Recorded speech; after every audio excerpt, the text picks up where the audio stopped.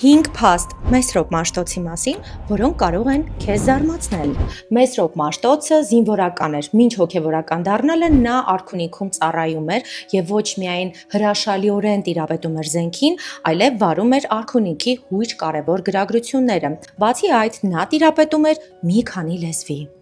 Երկրորդ փաստն այն է, որ Մեսրոպ Մաշտոցը ունեցավ մեծ ձախողում, որը նրա կյանքից տարավ շուրջ 2 տարի։ Բանն այն է, որ նա դանիելյան տառերով փորձում էր ուսուցանել հայրին եւ հասկացավ, որ որոշ հնչյուններ չեն համապատասխանում եւ նա դադարեցրեց։ Փոխարենը նա հնարեց այն սքանչելի այբուբենը, որը մինչ այսօր մենք այն օգտագործում ենք։ Բացի այն, որ Մեսրոպ Մաշտոցը ստեղծեց հայոց այբուբենը, նա նաև դրանով նպաստեց թվային համակարգին։ Դարեր շարունակ հայերը օգտագործում են թվերի փոխարեն տառերը։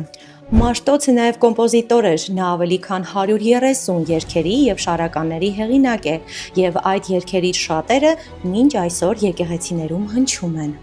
Կորյունը վկայում է, որ Մեսրոպ Մաշտոցը միայն չսահմանափակվեց հայոց գրերի գյուտով, նա նաև գրեր ստեղծեց վրացիների եւ աղվանների համար, սակայն վրացիները հերքում են այդ փաստը։ Գրեք առաջին դպրոցը, որտեղ եւ երբ է հիմնել Մեսրոպ Մաշտոցը, եւ մեկնաբանությունները խնդրում եմ գրել մեսրոպատառ։